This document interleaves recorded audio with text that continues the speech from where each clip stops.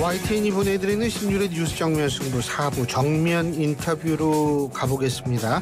지금 스튜디오에는 고란 경제 전문 기자 나와 계십니다. 어서 오십시오. 네, 안녕하세요. 예. 사실은 이런 시간이 되면 올 한 해를 정리를 하고 네. 내년에 좀 희망찬 얘기를 하고 이렇게 돼야 되는데 사실 우리가 지금 그런 얘기를 할 수 있는 정신이 없는 것 같아요. 네. 12월 초부터 이 비상계엄 선포부터 시작을 해가지고 이제 사실 이게 모든 게 계속 참 이렇게 되고 있는데 어떻게 보십니까? 올해 한국 경제 정리를 해보면 완전히 12월 달 폭망한 거 아닙니까? 네. 이제 작가님이 질문을 주셨을 때요. 제가 첫 번째 질문을 보고 생각을 해봤습니다. 이걸 어떻게 답변하면 좋을까? 그래서 제가 이 터널의 비유를 해봤는데요. 이 10km짜리 터널이 있는데 연초에는 이제 우리가 이제 8km쯤 왔다라고 생각을 한 것 같은데 이 12월에 보니까 2km밖에 안 온 것 같고요. 또 지금 와서 보니까 이게 사실 10km짜리 터널이 아니고 100km짜리 터널이었네. 라는 느낌이 드는 거예요. 그러면서 이게 끝이 있을까라는 생각이 들어서 좀 많이 특히 경제 관련 뉴스를 전해드릴 때 좀 마음이 안 좋습니다. 왜냐하면 좀 좋은 소식 전해드려야 되는데 말을 할 때마다 안 좋은 소식만 드리거든요. 아니 근데 이제 사실은 우리가 경제 상황을 볼 때요. 네. 언제 우리나라 경제가 너무 좋다라는 얘기를 한 적은 단 한 번도 없어요. 항상 경제는 네. 뭐 좋지 않다라는 얘기가 됐는데 문제는 지금 너무 안 좋으니까 이게 문제가 아닌가 이런 생각이 들거든요. 그리고 너무 안 좋으니까 문제인 것도 맞고요. 하나는 사실 지금 힘들어도 열심히 사는 게 미래에 대한 기대가 있기 때문이잖아요. 앞으로 좋아질 것 같다. 그리고 좋아질 만한 어떤 부분이 있다라는 거. 근데 지금 상황에서는 좋아질 게 뭐가 있을까 싶은 생각이 들어서. 네. 사실 지금 이제 최상목 경제부총리 겸 기획재정부 장관 겸 총리 권한대행 겸 대통령 권한대행 네. 그리고 지금 중대본 본부장까지 맡고 있습니다. 이런 상황이기 때문에 경제수장으로서의 전념할 수 있는 상황이 안 될 것 같아요. 그래서 경제 사령탑의 빈 자리가 커질 수밖에 없는 거고요.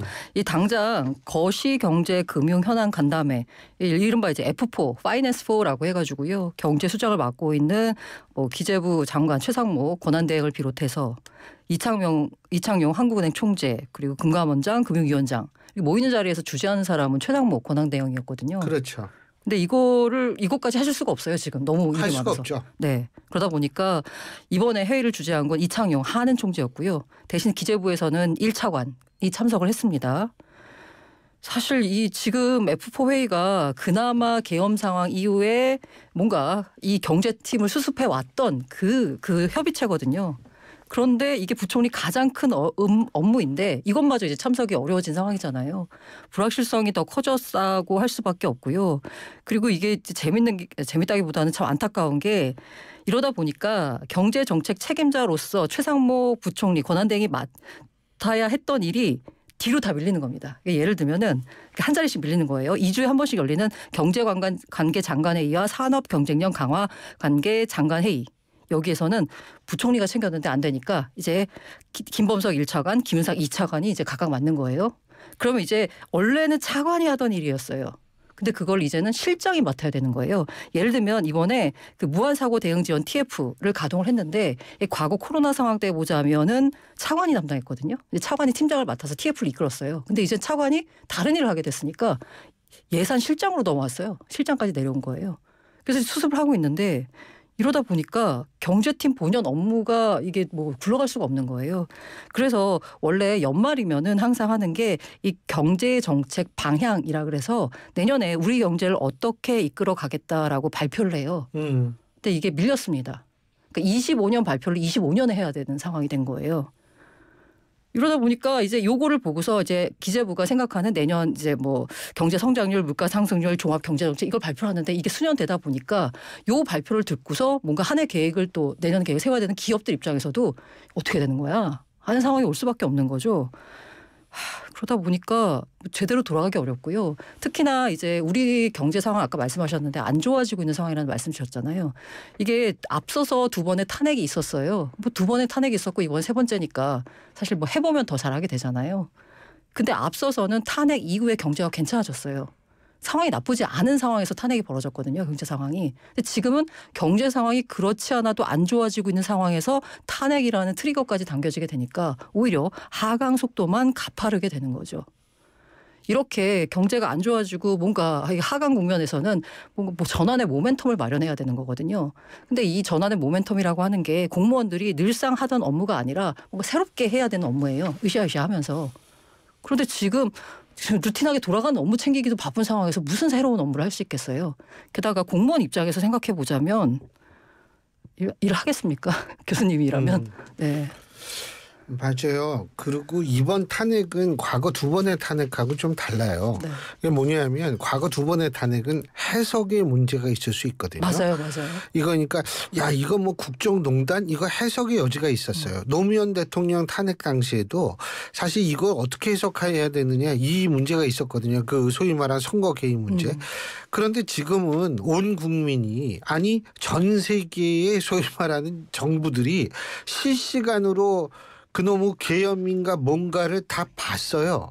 네. 이렇게 되면 가장 문제가 되는 게 뭐냐면 이 뭐 경제가 내려가는 시기에 탄핵이 됐다 이것도 중요하지만 국가 신인도가 엉망진창이 된다는 거예요. 문제는 전 그렇게 생각합니다. 특히나 또 외부 그러니까 이 대외 상황이 또 안 좋은 점이 뭐냐면 하필 미국이 지금 대통령이 바뀌는 정권 2학기잖아요. 그렇죠. 사실 지금 현재도 바이든이 대통령입니다만은 지금 최고의 정상들이 다 트럼프 쪽에 줄을 대려고 하고 있어요. 이미 대통령도 아닌데 미리 찾아가서 그 플로리다에 있는 별장으로 찾아가가지고 그렇죠. 어떻게 한번 이제 이 트럼프 2기 때 우리 국가에 자국에게 이익이 될 만한 경제 정책을 약간 갖고 올 수 있을까. 여러 가지로 우리에게 뭔가 좀 그나마 좀 덜 손해가 나게 했을까 하고 지금 머리 굴리 거기 찾아가고 뭐 난리가 난 상황인데 우리 관계자 중에 만난 사람이 누군가요? 그 정용진 한 명이죠. 한 명. 예. 딱 한 명입니다. 맞아요. 네. 게다가 뭐 통화했다라고 하는데 이것도 좀 안타까운 게 한덕수 권한대행이 통화를 했어요. 그나마 그러고 15분. 나서 탄핵. 그러고 나서 탄핵이 된 거예요. 자 트럼프 입장에서 한번 봅시다. 네. 자 윤석열 대통령하고 통화를 했어요. 근데 좀 이따 탄핵이 됐어요. 그다음에 한덕수 총리 대통령과는 네. 통화를 했어요. 근데 또 탄핵이 됐어요. 그럼 트럼프 입장에서 볼 때 뭡니까? 야 이게 뭐 나라냐 이런 식으로 생각할 거 아니에요. 특히 이제 경제 상황이 이제 점점점 이제 글로벌하게 돌아가고 있고. 우리만 잘해서 되는 게 아니라 상대 국가의 관계가 중요하잖아요. 특히나 이제 미국과의 관계를 어떻게 설정을 하느냐. 미국과의 관계에서 우리가 얻을 건 어떻게 얻고 줄 건 주고 요 관계가 초반에 설정하는 게 굉장히 중요한 이 시점에 우리는 국가가 없는 상황, 무정부 상태나 마찬가지인 거잖아요. 이 상황에서 그럼 기업들 입장에서는 기업들 단독으로 뛸 수밖에 없는데 사실 다른 나라들은 정부의 후원을 받아가면서 날아다니고 있는데 우리 기업들은 발목에다가 무슨 그런 있잖아요. 무거운 거 모래주머니 달고 겨우겨우 가고 있는 겁니다. 모래주머니 다는 게 헬스를 위해서 다는 건 모르겠는데 이게 아니고 어쩔 수 없이 달게 되면 이거 문제가 되는 거죠. 그런데 이게 국가 신인도 사실 제가 맞습니다. 항상 얘기하는 게 저는 이게 국내적으로는 정치적인 측면으로 이해하는 분들이 많지만 사실 이거는 국가 신인도 문제다. 외국에서 볼 때 이게 더 심각한 문제다 이러는데 가장 국가 신인도에서 중요한 부분 환율 아니겠어요? 근데 제가 알기로는 1월 6일 날 네. 이제 우리 외환 보유고 아마 발표를 하는 걸로 알고 있어요. 네. 근데 이게 4천억 불 이하로 떨어지면 좀 사람들이 또 불안해진다라는 설도 있더라고요. 어떻게 보십니까? 사실 4천억이라고 하는 게 결코 적은 돈은 아니고요. 4천억 밑으로 어마어마하죠. 4천억 밑으로 가도 사실 그게 없는 건 아닙니다. 그런데 우리나라가 이제 IMF 외환위기를 겪다 보니까 외환에 대해서 상당히 민감하기 때문에 4천억이라고 하는 조금 다른 나라 보자면 평균적으로 좀 많이 갖고 있는 편이긴 합니다. 그리고 이 외환 보유고를 유지하고 있는 것 자체가 비용이 들거든요. 근데 그 외환 보유고뿐만 아니라 통화 수합 체결한 국가 지금 미국이랑은 지금 안 돼 있을 거예요. 통화 수합이. 네 지금 모르겠는데 그 연장이 됐는지 안 됐는지가 아마 끝났나? 그런 부분이 제일 중요할 것 같아요. 네네. 뭐 환율로 보자면은 특히나 사실 그나마 좀 이거 다행이라고 해야 되나? 우리만 약세는 아니에요. 그 원화가 약세를 보인 이유가 두 가지가 있는데요. 하나는 달러가 강세여서 하나는 원화가 약세여서인데 말장난 같은데 그 사실이거든요. 그런데 지금 현재는 달러 강세 상황입니다. 달러 인덱스가 이미 100을 넘어서서 108을 찍었거든요. 그렇기 때문에 전 세계적으로 달러가 강세를 보이는 건 맞는데 이 와중에 우리나라 환율 하락 기울기가 더 가파른 이유는 내부적인 이슈도 있기 때문이거든요. 이렇게 혼란한 정치 상황이 반영이 됐기 때문에 그 점이 조금 안타까운 점이고요. 그 문제는 이 이제 사실 1,400원 뉴노멀 얘기할 때도 뭐 그 정도까지 가겠냐라고 보시는 분들이 있었어요. 근데 지금은 1,500원 뉴노멀 이런 얘기까지 나오고 있는 상황입니다. 지금 1,500원까지는 아니더라도 내년 이제 환율을 보자면 아이비들도 그렇고 전반적으로 내년부터 내년에 걸쳐서 하반기로 갈수록 낮아질 거다라고 전망을 내놨었거든요. 근데 계엄 이후에 수정 발표했습니다. 올라갈 거라고. 계속 1,400원 수준을 유지할 거라고 발표한 거예요. 그다음 하락 속도도 굉장히 낮아질 거라고 해서 그러면 1,400원을 뉴노멀로 받아들이고 평균 환율로 받아들인다고 하면 1,400원대 환율에서 버틸 수 있는 기업이 누가 있냐라고 보자면 대기업은 그나마 괜찮아요. 이 중소기업들 보면요. 맞아요. 중소기업 중앙회에서 최근에 조사를 했더니 환율에 대응하고 있느냐 절반이 아무 대책이 없답니다. 네. 아니 그리고 제가 한번 말씀드렸는데 이게 1월 달에 되면은 이제 결산 보고 뭐 이런 거 하잖아요. 그거 지금 다 스탑입니다. 근데 이게 외국에서 돈 빌리고 이런 기업들 환율이 이렇게 올라가 버리면 아무리 열심히 노력해서 1년 동안 흑자를 만들어냈다도 한순간에 적자가 되잖아요. 이러면 투자가 또 다 빠져나가지 않습니까? 이거 어떻게 책임질 거예요? 우리 윤석열 대통령. 이게 바로 셀코리아로 지금 나타나고 있는 거예요. 외국인의 투자가요. 공장을 짓고 뭐 하는 이런 식의 유형의 투자는 사실 돈 빼기가 쉽지가 않거든요. 그렇기 때문에 어떤 한 국가의 상황이 안 좋아졌을 때 가장 먼저 나타나는 건 금융시장에서 외국 자금 빠지는 거거든요. 특히나 주식시장에서 팔고 나갈 수 있어요. 그건 주식시장이 안 좋으니까. 지금 현재 계엄 이후에 우리 주식시장에서 3조 원 넘게 팔고 나갔습니다. 더 안 좋은 건 채권시장에서 국채 팔고 나갔어요. 국채를 팔았다는 얘기는 우리 경제에 대해서 계속 안 좋게 본다는 얘기예요. 그러니까 굉장히 불안하게 본다는 얘기죠. 네, 맞습니다. 17조 팔았습니다. 계엄 이후에. 채권 시장에서도 주식시장에서 다 떠나고 있는 거예요. 그럼 이게 그럼 달라지냐? 지금 뭔가 반전의 계기가 보이지 않고 있어서 안타까운 상황인 거죠. 고 기자님 그러면은 지금 그 한국은행에서 선제적으로 금리 내리겠다고 발표했잖아요. 그죠? 이것도 참. 예, 그거 어떻게 보세요?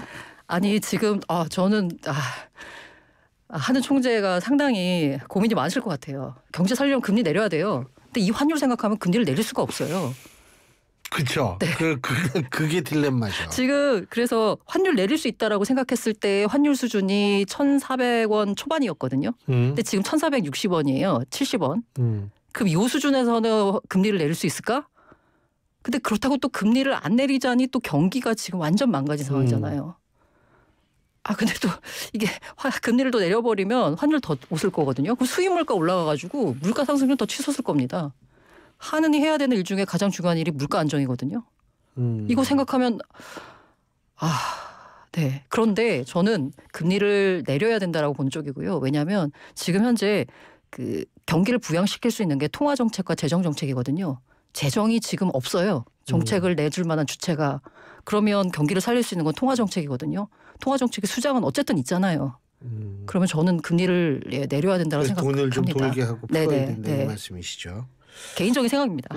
물론 뭐 아니요. 그렇게 생각하는 분들 솔직한 얘기로 내 대학교 동창 중에 그 뭐 증권에서 좀 저거 하는 친구가 있는데 이 친구 얘기 들어보니까 이 친구도 그게 필요하다는 거예요. 돈을 푸는 거. 물론 이제 뭐 기본소득 같이 뭐 전 국민한테 이런 건 아니고 기본소득은 재정 정책이니까 할 이런 수도 건 없죠. 아니고 이 돈을 좀 푸는 정책이 필요하다. 그 친구도 그런 얘기를 하더라고요. 저는 뭐 경제를 잘 몰라가지고 그런가 보다 하는데 그러면 지금 어쨌든 뭐 경제 성장률이 지금 얘기한다는 게 무의미하지만 제가 알기로는 지금 물론 이제 그 내년 경제 성장률이 몇 % 성장할 것이다라고 발표하는 주체에 따라서 대충 좀 다르지만 하지만 대충 한 얼마 전까지만 해도 2%는 넘었어요. 근데 이제 1%대예요. 1%대로 줄었죠. 1.8 정도 나오는 모양이에요.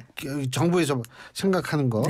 그러면은 그 의미가 뭘까요? 이게 잠재 성장률에도 못 미치는 성장을 한다는 거거든요. 잠재 성장률은 이렇게 무리하지 않고 그냥 정상적으로 달성할 수 있는 성장률이 2% 정도로 보고 있거든요. 그것도 안 된다는 거잖아요. 그러면 얘기는 뭐냐면 경제가 잠재 성장률에도 못 미치는 수준으로 성장한다는 건 경제가 쪼그라든다라고 볼 수밖에 없어요. 네. 아니 그러니까 이렇게 쪼그라들면은 사실은 이제 우리가 차근히 얘기를 해보자면 네. 예를 들면은 저희 이제 대학에 있으니까 우리 졸업생들이 취직할 이 기회가 그만큼 줄어든다라는 의미도 되지 않겠습니까? 이게 경제적 볼륨이 자꾸 넓어져야지 일자리도 많이 네네. 생기는데.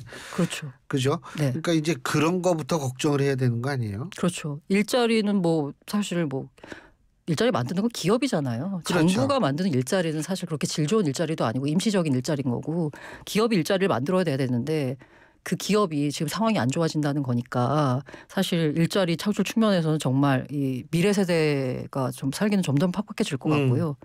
이 질문 중에 그래서 대책이 뭐냐라는 질문이 있더라고요. 질문이 있더라고요. 아, 그래요? 네. 예. 그 대책이 뭐예요? 그래서 저는 이 대책 질문이 제일 싫습니다. 대책을 모르겠어요. 맞아요. 네. 그거 아주 정확한. 아니 그 기자분들이 저한테 코멘트 달려고 전화를 하잖아요. 대책 물어보죠. 대책 물어봐요. 대책이 없어요. 네. 지금 이거 무슨 대책이 있습니까? 그게 일종의 제도 만능주의에 빠졌을 때 네. 나오는 얘기고 모든 게 대책이 있으면 뭐 전 세계 문제가 없죠. 네.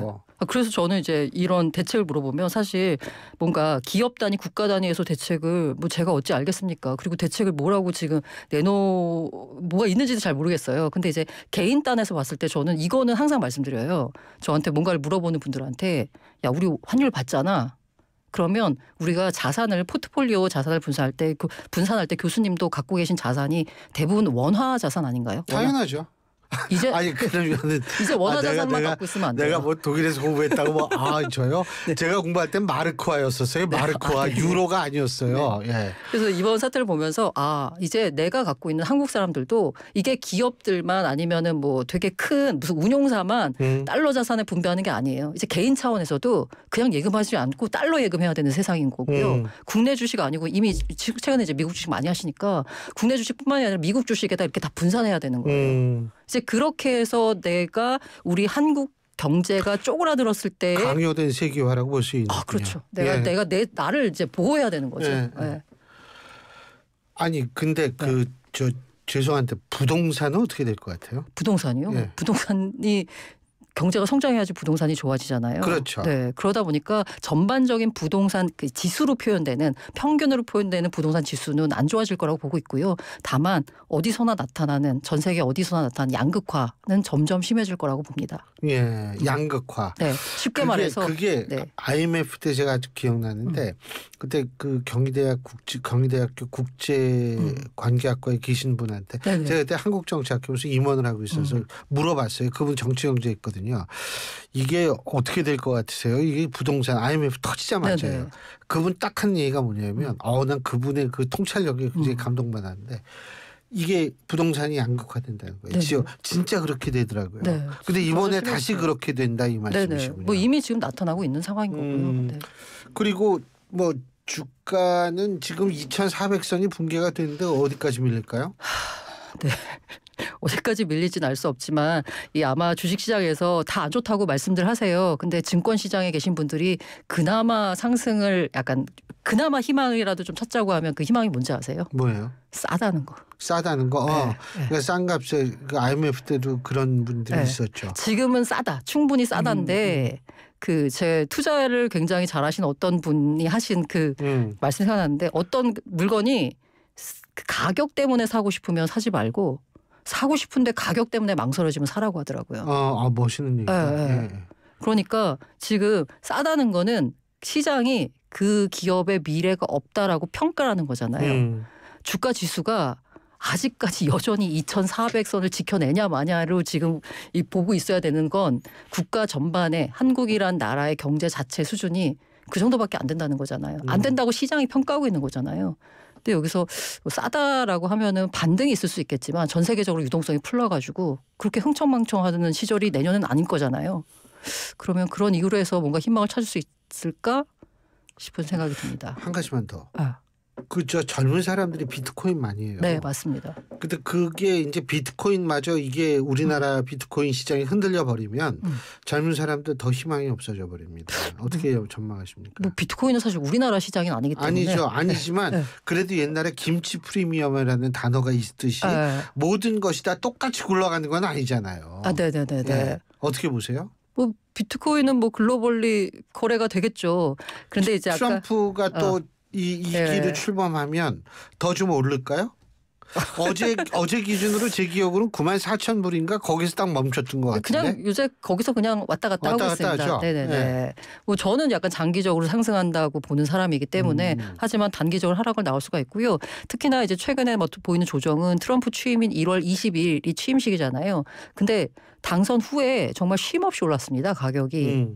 그래서 그 기대감이 반영됐다라고 볼 수 있거든요. 그래서 취임 전후로 해서 한 번의 변곡점을 맞이한 다음에 저 개인적으로는 예측은 그 이제 기대감이 있었다면 시장에 이제는 뭔가를 보여줘야 돼요. 트럼프가 진짜 뭔가 크립토에 대해서 뭔가 우호적인 정책을 펴거나 아니면 진짜 우리 전략자산으로 비축해서 비트코인 살게 정부가 뭐 이런 식의 뭔가가 나와줘야지 상승을 할 거거든요. 만약에 그게 구체적으로 뭔가 보이지 않는다면 오히려 실망감으로 작용할 수도 있다. 라는 생각이지만 장기적으로 보면 수요와 공급 측면에서 뭐 아시다시피 공급은 제한돼 있고 수요는 지금 미국 기관들 블랙락을 위시한 참여가 늘어나고 있기 때문에 장기적인 가격 상승은 예상하지만 단기적으로는 지금 현재 조정 구간에 진입했다라고 보고 있습니다. 어떻게 트럼프의 미국 우선주의 뭐 그건 계속 가겠죠? 네. 예, 보호무역주의로 나가나요? 보호무역주의요? 네. 뭐 지금 이미 관세 물리겠다고 하고 나서고 있으니까. 뭐 이만저만 올리는 게 아니잖아요. 네. 근데 관세를 네? 아마 말하는 대로 다 하진 않을 것 같고요. 그렇게 올리면 네. 그거 결국 부메랑 돼서 미국 사람들 손해 보는 거 아니에요? 그래서 이제 관세를 뭔가 그렇게 이제 말로 하잖아요. 지금 네. 현재로서는 그 말로 하는 걸 가지고 진짜로 하겠다는 게 아니라 요거를 뭔가 지렛대 삼아서 원하는 걸 얻겠다라는 거죠. 뻥치는 거다. 예, 예를 들면 관세 10% 할래 방위비 더 낼래 이렇게 하는 거죠. 그럼 우리 입장에서 그렇죠. 방위비 내는 게 낫죠. 근데 정말 너무 어수선해가지고 그런데 그래서 제가 이 새해 복 많이 받으시라는 얘기도 못 하겠습니다만 한 해 이렇게 또 정리해 주셔서 고맙습니다. 네네네. 예. 너무 내년에 혹시 이 자리 나오게 된다면 좋은 소식 전했으면 좋겠습니다. 혹시가 아니라 자주 나와주시면 네네. 잘하시는데 뭐. 네. 그래요. 너무 우울한 요즘인데도 우리가 더 우울하게 만들었는지 모르겠지만 가장 중요한 것은 현실을 제대로 알아야만 미래에 대비를 할 수 있다는 겁니다. 오늘 그런 시간이었길 바라겠습니다. 오늘 말씀 잘 들었습니다. 네, 고맙습니다. 감사합니다. 예, 지금까지 고란 경제 전문 기자였습니다. 합성 목재 예스틴바